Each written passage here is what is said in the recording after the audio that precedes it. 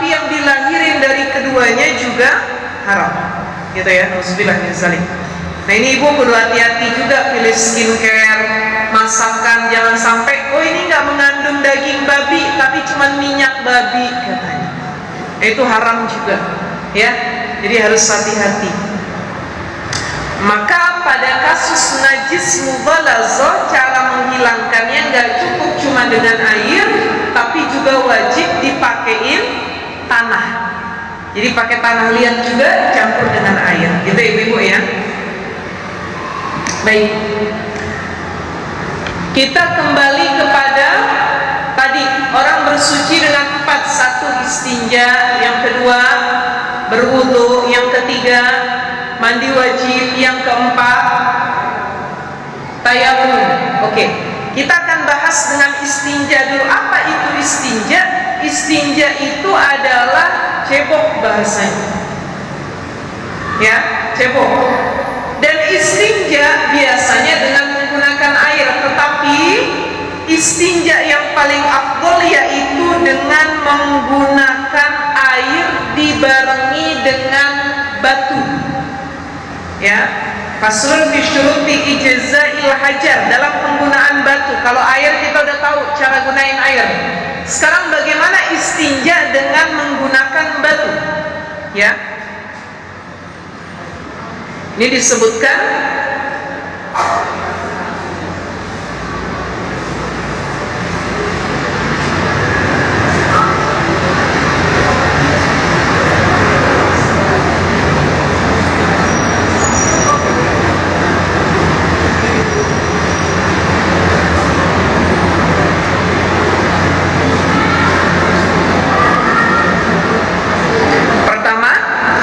syurutu ijza'il hajar samaniyatun. Syarat istinja menggunakan batu itu ada 8. Di situ ada tulisannya ibu-ibu. Ada. Wal muradu bil hajar huna kullu jamidir tahirin. Jadi yang dimaksud dengan batu adalah setiap benda padat yang suci, qali'in ghairi muhtaramin, dapat menyerap dan tidak dihormati syariat. Fala yujzi'un najisu wala ghairul qali'i limulusatihi aw rakhawatihi masalan wal muhtaram ka kutubil ilmi asy-syar'i wa alatihi wal mat'um. Jadi yang dimaksud batu itu bukan cuma batu dalam pengertian kita. Ibu-ibu silakan dicatat. Batu itu terbagi 2, ya. Jadi ada yang disebut dengan hajar. Batu itu maknanya hajar. Jadi hajar bahasa Arab, batu bahasa Indonesia. Hajar atau batu itu terbagi 2. Ada hajar hakiki, ada hajar syar'i. Apa itu hajar hakiki? Hajar hakiki ini batu yang selama ini kita kenal, itu batu. Ada batu kali, ya. Jadi yang bisa dipakai istinja tuh model-model kayak batu kali. Kalau batu bata nggak boleh ibu dipakai istinja, karena permukaannya kasar dan itu bisa menyakiti area alat kelamin kita. Tapi yang paling make sense, kata anak sekarang, yang paling masuk akal adalah batu kali. Ibu ambil batu kali, kan lihat ada setiap sisinya, ujungnya. Nah itu bisa digerus untuk dipakai istinja, cebok, ya. Jadi batu itu ada batu hakiki yang kita lihat, yaitu batu kali. Yang kedua ada hajar syar'i, batu yang disebut tadi dengan kullu jamidin tahirin qali'in ghairi muhtaram fala yujzi'un najis wala ghairul qali'. Jadi setiap hal yang kasar atau padat itu bisa dijadikan alat untuk istinja, bukan cuma batu. Makanya ada orang istinja pakai tisu, ya, pakai tisu. Nanti kita bahas. Selain benda yang tidak termasuk muhtaram, apa benda yang haram dipakai untuk bersuci selain batu? Kayu, nggak boleh. Ibu ambil kayu digosokin, itu nggak boleh. Yang kedua, tembok. Ibu belepotan nih habis buang air, kemudian ibu nyari tembok, ibu gosok-gosokin ke tembok. Ini nggak usah dibayangin aja nggak boleh, apalagi dilakuin ya bu ya. Jadi Jadi nggak boleh. Jadi sesuatu yang haram, kayu, muhtaram, diharamkan, tembok. Kemudian ada pecahan keramik, sisa-sisa bikin kamar mandi, ibu ambil untuk digerus. Nah itu nggak boleh juga. Ya, keramik kasar nggak boleh. Kemudian apa? Kulit hewan. Habis pemotongan idul kurban, ada kulit kambing, pakai deh. Buat apa? Ini nyiram buang air besar tadi, digerus, nggak boleh.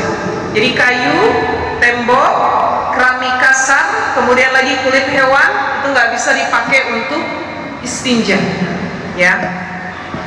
Kemudian apa lagi? Walal muhtaram, sesuatu yang dihormati juga nggak boleh dipakai buat istinja. Diantaranya kakutubil ilmi syar'i, ada buku kan padat tuh dari tisu. Setiap yang jadi ilmu, buku dijadiin istinja, nggak boleh. Jadi ibu nggak dapetin yang lain, tapi ibu dapetin kitab atau buku atau Al-Quran, alhamdulillah, nggak boleh. Ya. Jadi buku-buku juga tidak boleh. Sekarang bagaimana hukumnya istinja menggunakan tisu, Bu? Orang ini kan kadang-kadang kita lihat ya, alhamdulillah kalau di meruyung, ini meruyung nih, ibu kan meruyung masih. Di rumah ibu walau kata musim kemarau airnya masih banyak apa enggak? Jadi kalaupun ibu nggak istinja pakai batu, pakai air doang udah enak nggak, Bu? Jadi boleh istinja dengan air saja boleh, tapi afdol kalau pakai batu dan air. Kalau nggak mendapati batu, cukup dengan air. Nah di meruyung air masih banyak, ya batu masih bisa ditemuin. Dan kadang-kadang kita lihat semakin tinggi strata sosial seseorang, semakin mewah kehidupannya, semakin sulit air di kamar mandinya. Ibu di rumah istinja, ada ember, ada gayung, ya, ada ledengnya, ada lagi apa tuh namanya kerannya, tinggal istinja. Jalan ibu ke mall, begitu ke mall, waduh ember nggak ada, gayung nggak ada, yang ada semprotan shower. Itu kadang-kadang begitu disemprot kaget kekencengan. Allahu Akbar, katanya kenceng bener sampai sakit tuh kadang-kadang ya. Nah itu ada bisa disetting juga, kan beda-beda tuh. Ya, kita naik ke mall, kita buang air ke mall. Oh ternyata nggak ada ember, nggak ada gayung, adanya shower sama langsung di plus. Ya, naik lagi ibu nginep di hotel bintang 5, bintang 4 dulu deh. Begitu di hotel bintang 4 ibu nyari ember kagak ada, gayung kagak ada, shower kagak ada. Oh ternyata cara ceboknya airnya keluarnya dari bawah begini. Ibu puter, begitu diputer karena kekencengan airnya mancrot sampai pintu. Bukan cuma pintu yang basah, kadang-kadang gamisnya kena semua. Allahu Akbar, oh dari bawah ternyata. Ini kan pengalaman-pengalaman ya Bu ya. Allahu Akbar. Naik lagi, oh masih ada air, alhamdulillah. Tapi kadang-kadang istinjanya pabalata, cek orang Sunda nama riwe, ya. Karena dari bawah akhirnya kurang enak. Pakai shower masih oke lah. Naiklah ibu ke pesawat. Begitu naik pesawat, pengen umroh, pengen haji, ember nggak ada, gayung nggak ada, shower nggak ada, dari bawah juga nggak ada semprotan. Yang ada ledeng. Ibu pakailah gelas buat minum, diisi air, cebok. Itu masih di pesawat. Nyampe ke luar negeri, kalau itu ke Arab Saudi, shower masih di mana-mana. Ini kalau jalannya ke negara-negara non-muslim yang mayoritas muslim. Ibu ke Singapura, ke Hong Kong, Vietnam, Jepang, Korea, itu nggak lagi bisa nemu ember sama gayung. Jadi kalau ibu nanya mana gayung sama ember ya, kagak ada. Mana shower ya, kagak ada. Yang ada cuman tisu. Tuh. Makanya orang yang biasa istinja pakai air diajak jalan ke Singapura, lah kagak ada airnya sama sekali. Emang orang sana itu cuman pakai tisu. Nah sekarang bagaimana Ustazah hukum istinja cuman dengan tisu? Nah ini dalam Bughyatul Mustarsyidin disebutkan ya oleh Sayyid Ba'alawi Al-Hadrami, yajuzul istinja bi awraqil bayadil khali an dzikrillahi ta'ala kama fili'ah. Jadi istinja dengan tisu, dengan catatan tisu itu atau kertas itu tidak ada kalimat atau tulisan yang berhubungan dengan agama atau berhubungan dengan mengingat Allah, maka diperbolehkan. Jadi kalau ibu nggak ketemu air, nggak ketemu tisu, ketemunya kertas, pada kertas nih pakai, boleh nggak? Boleh. Ya, baik tisu atau kertas, selama khali al dzikrillahi ta'ala, nggak ada nama Allah di kertas itu, tidak ada sesuatu yang membahas tentang agama, maka boleh istinja dengan kertas atau tisu. Tetapi tisu yang disarankan adalah tisu kering. Jadi kalau kita cebok itu jangan langsung tisu basah, tapi tisu kering dulu baru tisu basah. Itu harusnya urutannya. Jadi pakai tisu kering dulu, dielap sampai keset, sampai benar-benar hilang semua kotorannya, baru pakai tisu basah. Karena kalau pakai tisu basah yang ada masih berminyak, ya, jadi tisu basah itu ngilangin baunya. Nanti di akhir setelah kesatnya dihilangi oleh tisu kering. Bu Haji jangan dibayangin dulu, tapi itu nanti dipraktekin kalau mungkin nanti kita ke luar negeri atau ke tempat yang lainnya. Tetapi saya sarankan, kalau nanti ibu jalan-jalan ke luar negeri, misalkan ibu pengennya biasanya ke luar negeri, karena kalau masih keluar kota, masih sama Indonesia, air masih banyak di mana-mana. Misal nanti ibu jalan ke luar negeri, itu jangan cuma ngandelin tisu di tempat sana. Tapi biasanya kalau saya sendiri bawa bidet. Ibu tahu bidet? Itu ibu silahkan cari nanti di Shopee atau marketplace manapun, namanya bidet. Bidet itu modelnya kayak botol minum, tapi dia lebih kecil. Jadi diisi air, begitu kita istinja tinggal dipencet bidetnya, keluar air. Itu sama kayak shower, tapi bisa dibawa kemana-mana.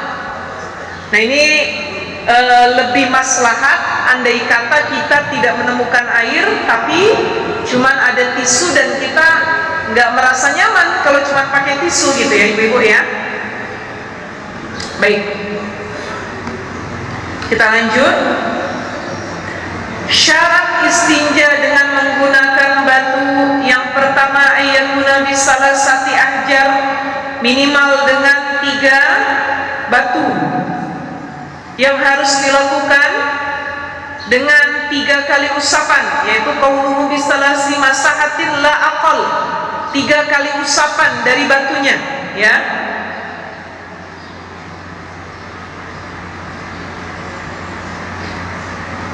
Selanjutnya yang kedua, wa ayyul qiyal mahal al muradu bil ma'luna as-sahhatu wal hasyafatu wa dhahiru farjil mar'ah. Ya, ayyul qiyal mahal maksudnya adalah syarat ketiga ini, syarat keberapa ini ibu-ibu? Kedua ya.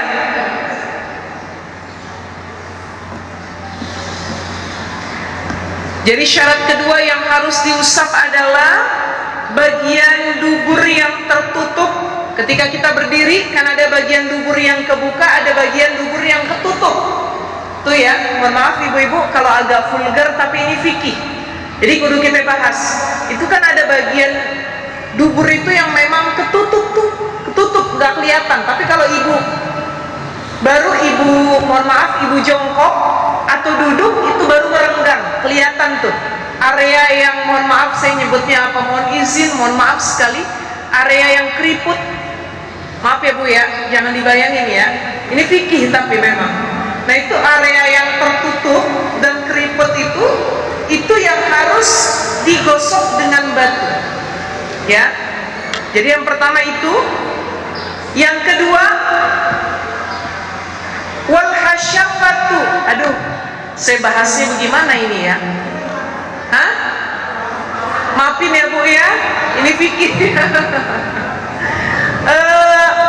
Kalau sofha itu tadi bagian dubur yang tertutup.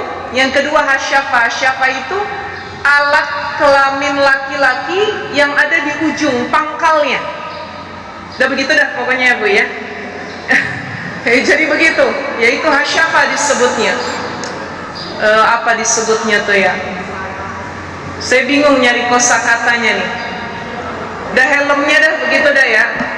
Hasyafahnya begitu. Kemudian wa zahiru farjil mar'ah. Zahiru farjil mar'ah itu adalah area intim perempuan. Area intim ya.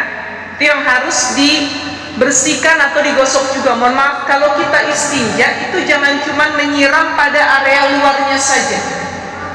Tapi kalau kita jongkok kan area intinya terbuka, maka harus dibersihkan di sela-sela, baik itu laki-laki ataupun perempuan. Jadi kalau perempuan adalah di zahiru farjil mar'ah, di area lipatan alat kelaminnya. Kalau laki-laki sampai hasyafah, jadi sampai ujung area alat vitalnya itu harus di sela-sela dan dibersihkan juga. Ya, karena ada kotoran-kotoran dari kemaluan. Itu biasanya kotoran-kotoran bekas sisa air kencing gitu, ya. Ayun qiyal mahal. Jadi syarat yang kedua diusap pakai batu adalah yang diusap itu tadi area-area inti, ya, area-area inti. Yang ketiga, wa alla yajiban najis. Syarat ketiga sahnya istinja adalah najis itu belum mengering. Jadi ketika ibu gosokkan batu tersebut kepada area inti tadi sofha, hasyafa atau zahiru farjil mar'ah, ya, baik itu kemaluan laki-laki, perempuan atau area dubur, najis yang digosokin itu najis yang belum mengering, tapi najisnya masih basah. Karena kalau sudah mengering itu nggak bisa pakai batu, harus pakai air. Ya Bu ya, jadi nggak boleh mengering gitu. Itu syarat yang ketiga. Syarat yang keempat, alla yantaqila, najis yang ada itu yang mau diusap itu la yantaqila, belum berpindah dari tempat inti atau keluarnya, ya. Jadi belum berpindah atau ini ala yantaqil al-fariju amma istaqarra fiha indal furuji wa illam yujawiz as-safhata wal hasyafa. Kalau mohon maaf ibu-ibu, mohon maaf sekali. Jadi syarat yang keempat itu najisnya masih berada di area yang tiga tadi, belum berpindah.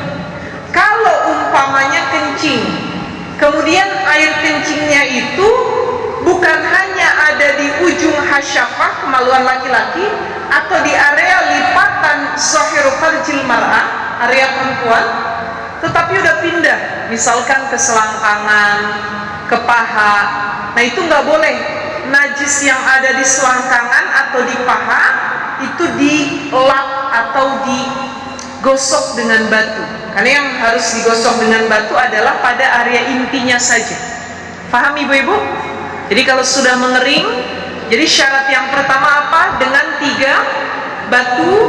Yang kedua, pada 3 area tadi, area inti, yaitu pada area dubur yang tertutup, pada ujung kemaluan laki-laki, kemudian pada area lipatan kemaluan mar'ah perempuan. Kemudian yang ketiga, najisnya belum mengering. Yang keempat, najisnya belum berpindah. Yang kelima, wa alla yatra'a 'alaihi akhar, alla yahtalita bil khariji ghairu jinsihi, ay wa ghairu 'arab fa in ikhtalata bihi walau ba'da istajmarahu. Jadi begini, syarat yang kelima, najisnya itu belum kecampur ama barang yang lain atau perkara yang lain.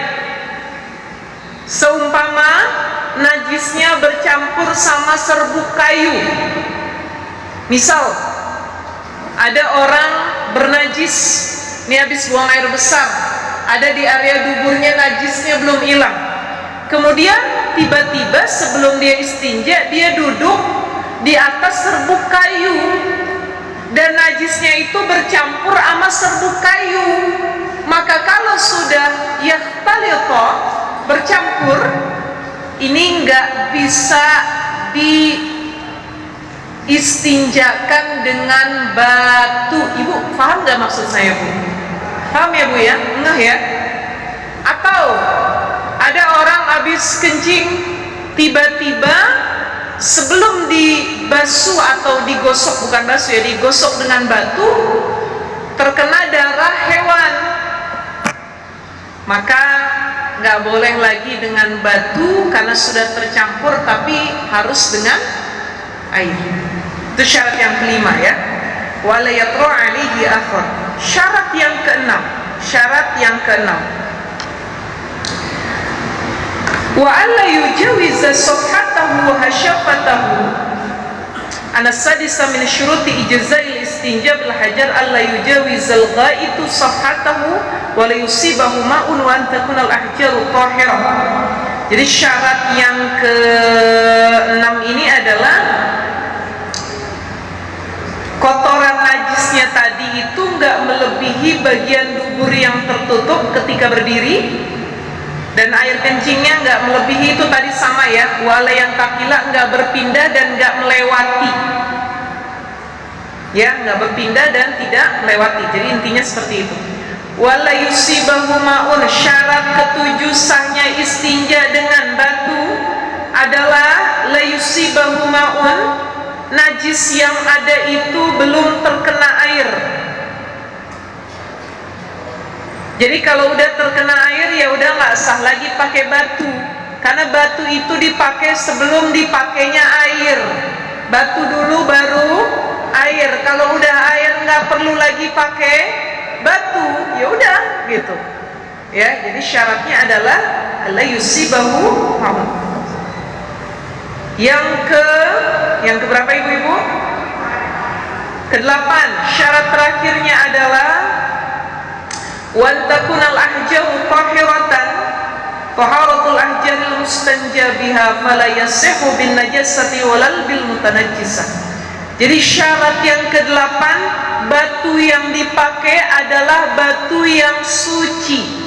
Kalau batu bekas dipakai orang istinja nggak boleh kita pakai. Misal itu bekas dipakai sama suami ibu, kata suami ibu, mah papa udah nih pakai buat mama, nah itu bernajis, bekas najis orang lain atau sudah dipakai, maka tidak bisa dipakai untuk istinja. Jadi syaratnya antakunal ahjaru tahiratan, batunya harus suci. Sampai sini ibu-ibu ada pertanyaan atau tidak?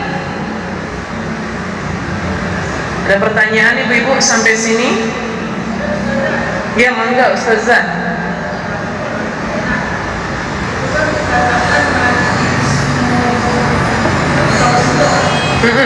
Tawas itu.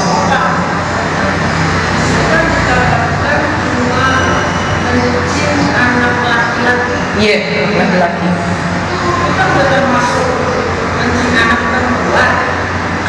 Anak kedua. Iya. Kalau yang difahami dari tekstual fikih hanya anak laki-laki, tapi anak perempuan enggak.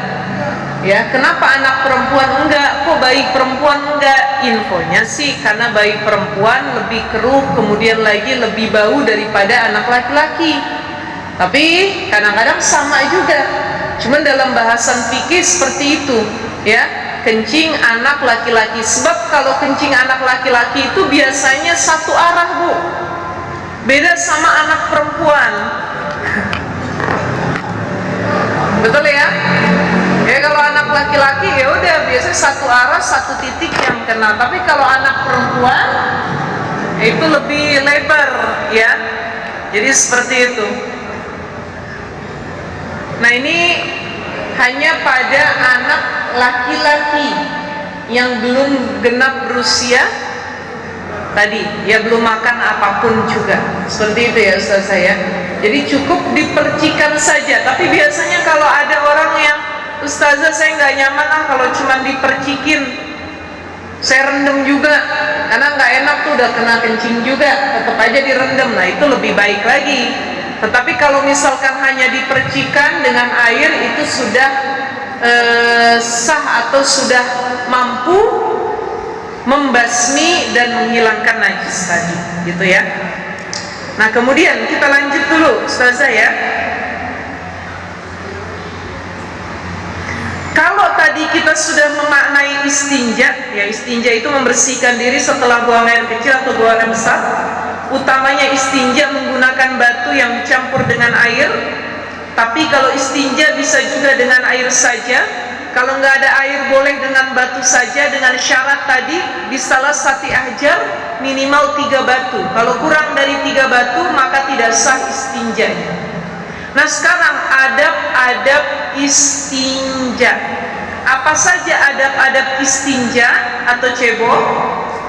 Yang pertama, orang yang sedang buang air besar atau orang yang sedang buang air besar hendaknya tidak istiqbalul kiblat, menghadap ke kiblat atau membelakanginya. Jadi bagusnya kalau bikin toilet atau kamar mandi itu diukur dulu, kira-kira ngadep kiblat atau ngebelakangin kiblat enggak. Tapi bagaimana kalau Ustazah dari awal sudah seperti itu?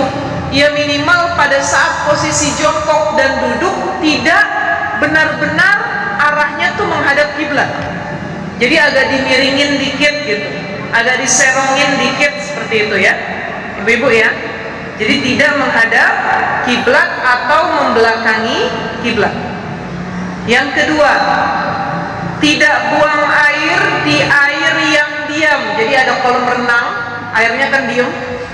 Atau ada kolam dikit, kita buang air kecil di situ, jangan, itu nggak boleh. Adabnya nggak boleh, walaupun boleh-boleh aja, tapi nggak boleh. Ya. Tapi kalau di air yang mengalir boleh. Ibu berenang di sungai sambil buang air kecil, boleh nggak? Ibu di sungai buang air besar, boleh nggak? Boleh aja sih, cuman ngerinya ada orang berenang lewat kotoran kita. Nah itu ganggu kenyamanan orang gitu ya. Cuman kalau airnya mengalir, boleh-boleh saja. Jadi tidak boleh buang air satu di air yang diam. Kedua, buang air di pohon yang berbuah, mangganya gede-gede itu lagi pada berbuah. Kita buang air di situ nggak boleh. Kenapa? Karena baunya akan mempengaruhi pohon dan buahnya. Nggak boleh. Jadi kalau mau buang air kecil, kalau nggak ketemu kamar mandi, akhirnya di bawah pohon, cari pohon yang tandus dan tidak berbuah. Ya Bu ya.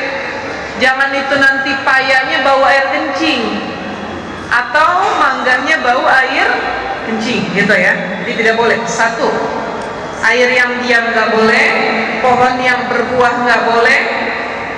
Ketiga, adab buang air kecil nggak boleh di pinggir jalan melompong kelihatan orang. Secara adab nggak pantas dan nggak punya malu. Hatta itu di pinggir tol. Ini banyak nih, biasa laki-laki, bapak-bapak, ibu kalau punya anak, suami bilangin, bang, jangan pinggir tol. Kalaupun harus di pinggir tol, minimal tertutup. Ini kan enggak, ya. Dia dengan mudahnya, dengan tidak malunya, ya udah di situ pinggir jalan, kelihatan sama orang kanan kiri. Nah itu hati-hati. Secara adab tidak pantas. Kemudian di mana lagi? Di lobang-lobang, itu nggak boleh. Ya, karena kita nggak tahu itu lobang apa itu lobang ular, lobang semut, atau apapun kita nggak tahu. Ya, jadi kalau mau buang air kecil di selain kamar mandi, itu cari tempat tertutup, bukan pohon yang berbuah, di air yang mengalir. Kemudian lagi, biasakan ketika hendak buang air kecil di sembarangan tempat, kita baca doa perlindungan. Bismillahilladzi la yadurru ma'asmihi syai'un fil ardi wala fis sama'i wa huwas sami'ul.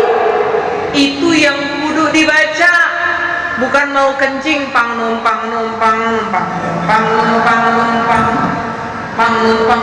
anak bagong mau numpang katanya. Nah itu biasanya orang kalau mau buang air kecil di mana-mana pang numpang, sama kayak orang lewat kuburan. Numpang dulu lewat kuburan. Pang numpang anak bagong mau lewat. Harusnya bukan begitu. Saya nggak tahu itu ada turun temurun dari mana pang numpang tuh. Ya, asal buang air panas numpang dulu.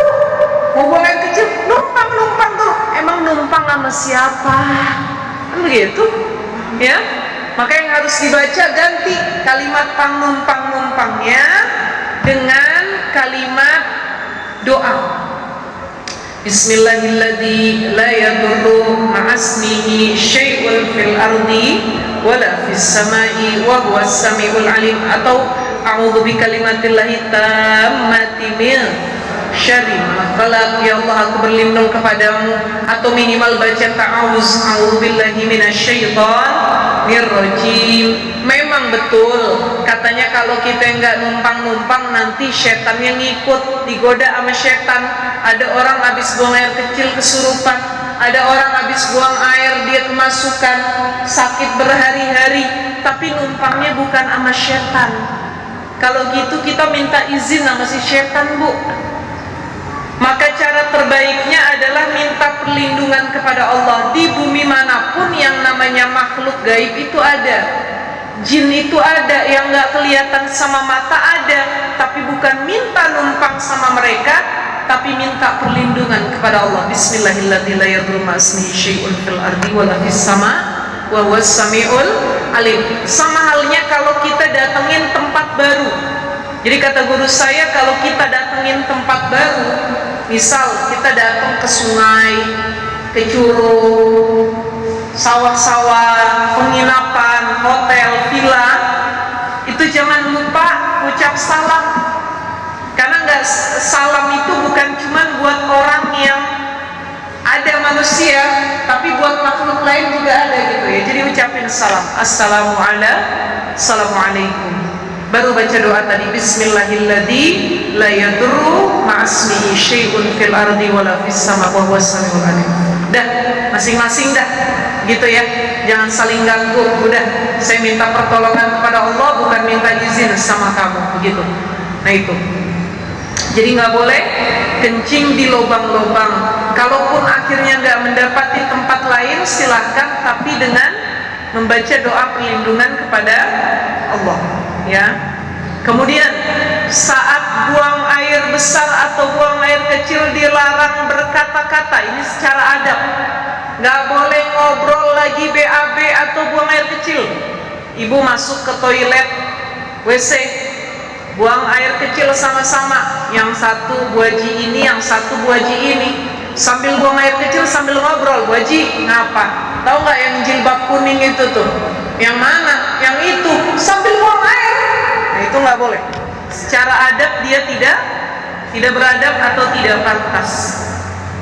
Kemudian adab istinja adalah ibu-ibu mengusap perut dengan menekan agar sisa-sisa yang disebut dengan air mazi, bukan mazi, apa namanya, wadi, bekas kencing tuh, sisa-sisa apa tuh yang dikit bekas kencing itu biar keluar. Karena ada orang yang kalau istinja perutnya nggak ditekan, begitu dia sholat baik sujud atau ruku tiba-tiba kayak keluar cerit gitu. Itu yang disebut dengan air wadi. Kencingnya belum tuntas. Maka kalau lagi istinja, tekan perutnya, dibarengi dengan berdehem. Nah gitu, sambil ditekan. Harusnya seperti itu. Bagaimana istinja yang baik itu sebenarnya dengan jongkok. Cuman kan zaman sekarang nggak semua toilet jongkok. Ada yang duduk. Kalaupun harus duduk, boleh-boleh saja. Ibu nggak perlu jongkok di atas toilet duduk. Saya pernah, ya Allah, ada orang yang karena harus jongkok dia sampai napring di atas toilet duduk, naik gitu ya. Hati-hati itu, bisa jatuh nanti. Jadi cukup duduk, tetapi sambil menekan perutnya dan berdeham. Ditekan perutnya. Jadi kita merasa tunggu sampai benar-benar tuntas. Jadi kalau istinja atau kencing itu jangan cuma keluar udah cebok, tapi harus dirasakan dulu tadi dideham, ditekan, udah keluar semua belum ya? Terutama bagi orang yang usia lanjut, lagi orang tua, boleh ya, Bu, ya, ubannya satu persatu mulai bertabur, giginya mulai gugur, penglihatannya mulai kabur, tiap hari makannya gugur, kalau jalan maju. Nah itu tuh udah masuk usia lanjut tuh. Itu biasanya kena penyakit B12. Salah satunya adalah beser, ya. Dan biasanya kalau kencing itu nggak tuntas. Pada keadaan demikian itu harus ditunggu dulu, Mak Aji, ditekan dulu. Kalau ngerasa udah nggak anyang-anyang, itu bahasa kita apa sih, Bu? Anyang-anyang ya? Kalau anyang-anyang tuh kayak masih ada sisa air kencing yang pengen keluar, tapi dia susah keluar. Maka ibu tungguin dulu sambil dideham dan ditekan. Kecuali keadaannya disebut dengan daimul hadas. Daimul hadas ini adalah orang yang berpenyakit sehingga hadasnya keluar terus-menerus. Saya ambil contoh begini. Ada orang yang kalau bahasa kitanya tuh udah dol ya, Bu ya. Udah dol ya? Bagaimana sih bahasanya? Kan begitu. Jadi buang angin, saat buang angin, ada orang yang buang anginnya 5 menit sekali. Tuh, ada. Ini yang disebut dengan daimul hadas atau dawamul hadas. Orang yang udah kena penyakit, maka kalaupun dia udah wudu, buang angin, ya udah lanjut aja. Karena udah jadi penyakit, 5 menit sekali buang angin, 5 menit buang angin. Sama kayak orang yang udah tadi beser, berapa menit sekali keluar, ceret, keluar lagi, ceret. Nah itu udah daimul hadas. Maka yang penting dia sudah ikhtiarkan pada orang kasus orang yang daimul hadas. Itu kalau dia sudah wudu sekali, cuman boleh buat 1 kali sholat fardu. Nanti pengen sholat fardu yang lain, kudu memperbaharui wudunya. Kenapa? Karena dia sudah tahu keadaannya adalah hadasnya terus-menerus. Begitu ya Ibu ya. Jadi pada kasus orang yang emang Ustazah, saya emang penyakitan. Kenapa Bu Haji? Ya habisnya air kencing saya keluar melulu. Saya ruku dia keluar, ceret. Saya sujud, ceret. Itidal keluar lagi. Bagaimana Ustazah? Saya udah wudu keluar terus, udah bersih keluar terus. Itu namanya daimul hadas dan itu dimaafkan. Silahkan untuk lanjut sholat.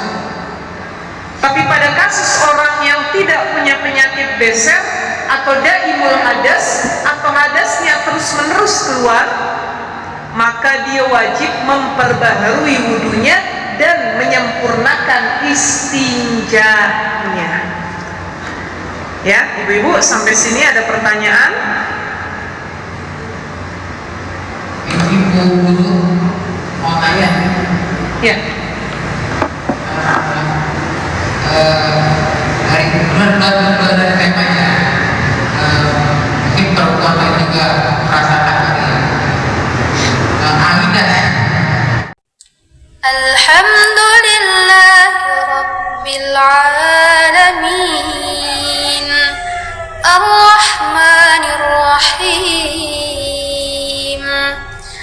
مالك يوم الدين إياك نعبد وإياك نستعين اهدنا الصراط المستقيم صراط الذين أنعمت عليهم غير المغضوب